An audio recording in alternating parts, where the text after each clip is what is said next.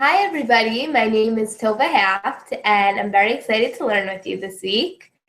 Thank you to Torah and Show for all that you do for the world. Okay, so this week we're going to learn about this week's Parsha, which is Parshas Vayigash, and the Lubavitcher Rebbe, who's well known as the Rebbe among the Chabad communities. He used to say that it's important to live with the Parsha because each Parsha has particular lessons for us to learn for that upcoming week. So I'm very excited to learn about this week's Parsha with all of you. So we're going to take a deeper look into the story that goes on between Yosef and his brothers. But to begin, I'll just give you a short recap of the story. So Yosef was one of Yaakov's 12 sons. And he was considered to be the most loved son. And so his brothers were jealous of him, jealous of the love that their father bestowed upon Yosef. And they decided to throw him into a pit. And then they decided instead that they were going to sell him as a slave to Mitzrayim. So Yosef goes down to Mitzrayim, and his master's name was Potiphar. And he ends up getting thrown into jail because Potiphar, his master's wife, accused him of making improper advances towards her. So he gets thrown into jail. And in jail, he interprets the chief butler and chief baker of King Paro, who was the king of Egypt at the time. So he interprets their dreams.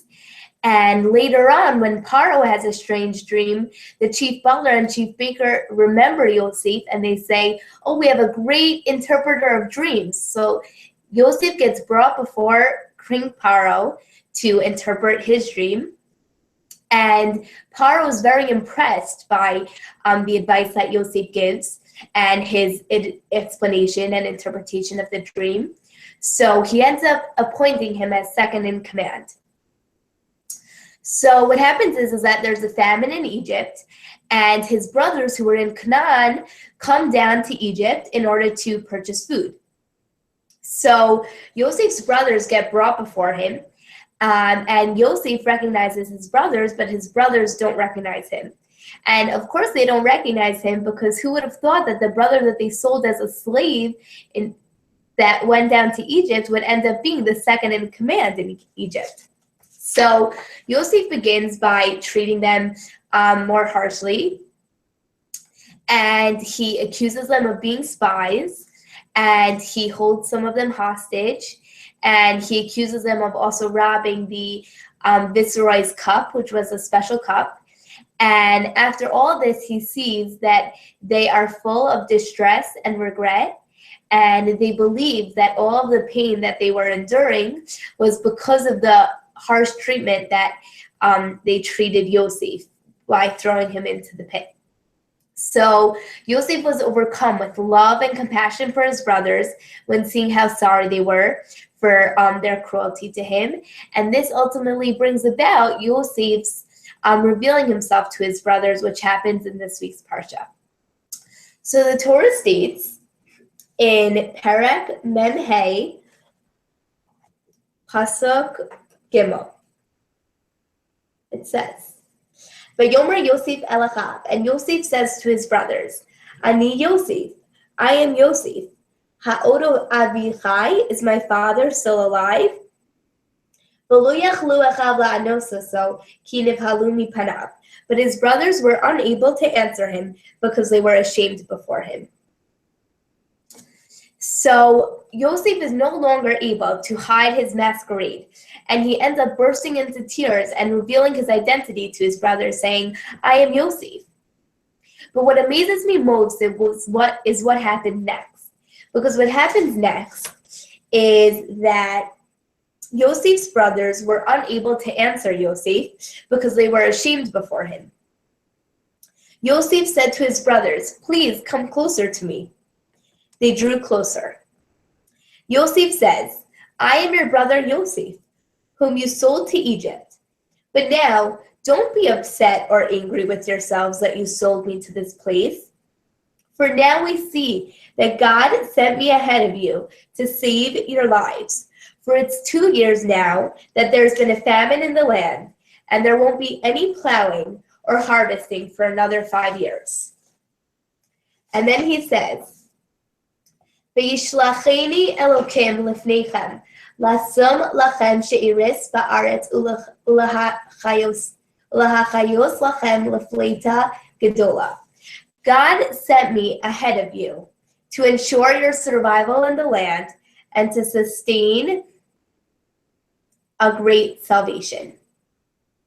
So Yosef, after all that happens to him, he doesn't have any feelings of upsetness or anger towards his brothers, but instead he tries to comfort his brothers, and he says, don't be upset or angry with yourselves.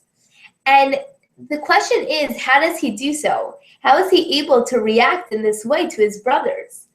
And the simple answer is because he truly believes that everything that happens in this world comes from Hashem, comes from God, and everything that happens is ultimately for the good.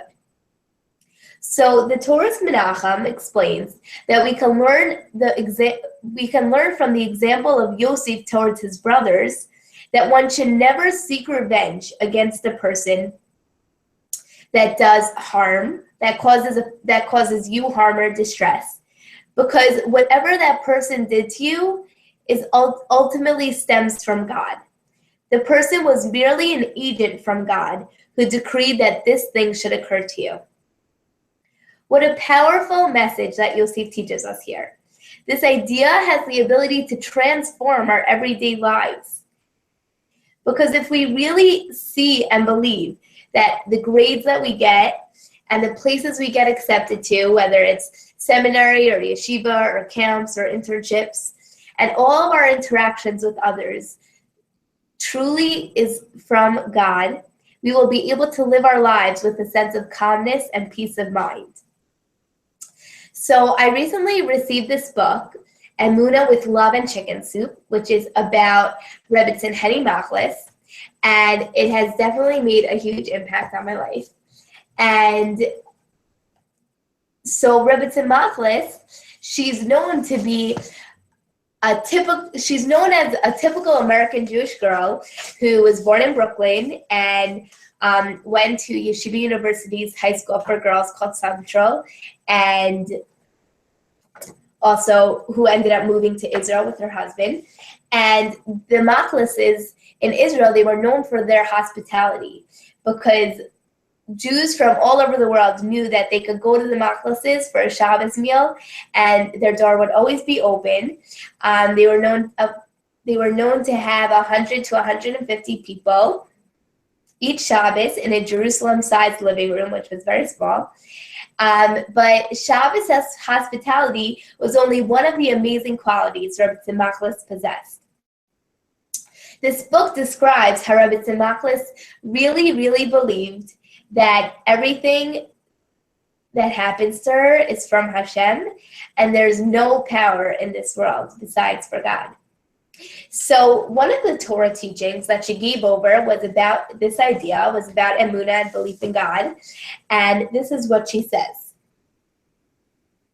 We have to know that everything is from God, and He wants us to remember that everything is from Him, who we are, what we do, and what we accomplish. He wants us to always think of Him and talk to Him. And that's the main answer for anything that happens. First thing, put Hashem into the picture. What does God want from me? What does God want me to do? What could I fix? What does God want me to think or daven or say or do? It says in the Gemara that when we're struck with suffering, the first thing to do is to check our deeds. If you don't come up with anything, then it could be Yisurim Shel Ava, suffering from love. But don't say it just happened. It's natural for that to happen. No, whatever happens is from God. Whatever our troubles are, the question we should ask is, what does God want from me? Hashem is running the world. He doesn't want he doesn't want us to believe that anybody else in the world has power to do good or to do bad. It's always Hashem. Nobody could harm us, and nobody could help us. If anybody hurts our feelings, it's only from Hashem, and there's a reason why. We have to figure out why. Why are we going through this? Maybe we have to change or build our character, but whatever it is, it's always something that Hashem is trying to tell us. It's all Hashem. We should let go of all anger toward people and all ideas of Teva, of nature. So I read this story that I felt truly embodied this idea that Rebbe Tzimachos possessed. And it was about the airport. And we know in the airport, there's like a lot of stress that goes on with weighing the bags. And so this is the story about Rebbe Tzin Henny Machlis. Henny was in New York for her mother's 80th birthday. She did a lot of shopping, and her niece was helping her pack to go home. The weight allowance was 50 pounds, and for an extra charge, 70 pounds. Henny was packing a large duffel. Her niece pointed out, "Aunt Henny, it's more than 70 pounds. It's fine, it's fine. Someone in the family really likes licorice." With that, she added a 2-pound licorice package of licorice. By the time the duffel was full, it weighed 90 pounds. Her niece warned her that the airline would never let her check a suitcase that heavy. But of course, to Henny, the laws of the airline were as mutable as the laws of nature. Only Hashem would decide. At the airport, Henny stood in line to check in. As she approached the check-in counter, the attendant was fiddling with the scale. She looked up and said to Henny, "I'm sorry, the scale just broke. I'll check you in, and then can you just put your suitcase over there with the other suitcases?" As her niece sums up, and Henny's reality was that Hashem is in control, and whatever he wants will happen. And she just has to talk to him. It doesn't matter what the suitcase weighs.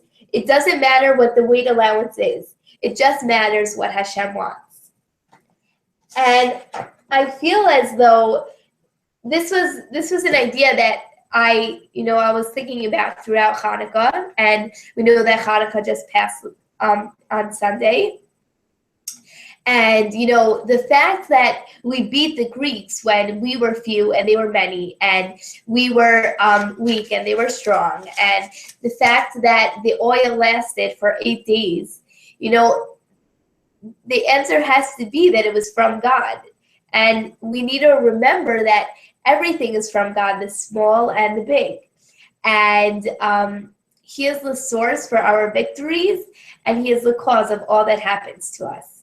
So I hope that this idea is something that we could each take with us in a practical way. It's easy to think at times that things just happen, but we really need to remember that everything is from Hashem, the good and the seemingly bad, and the blessings as well as the hardships and challenges. And with this idea in mind, we could thank Hashem for all of the good that comes to us, because we know that it ultimately sources from him. And we could also, deal with the pain and the struggles by knowing that this too is from our loving Father. This too is from Hashem. And Yosef teaches us in this week's Parsha that we shouldn't be angry at others for the way they treat us and the way they interact with us, because in the end of the day, they are just messengers from God. And I was thinking more, an idea that we could try to implement is, the bracha, when we say, Baruch atah Hashem Elokeinu melech haolam shehakol niyeh b'dvaro, we could maybe try to have a little bit more concentration when we say this bracha, that shehakol niyeh b'dvaro means that everything that occurs, that everything that happens will be according to his will, which is God's will. And really, because every detail that occurs in our lives is sent from Hashem. So I hope that you enjoyed this Svar Torah, and thank you so much for learning with me, and have a great Shabbos. Bye.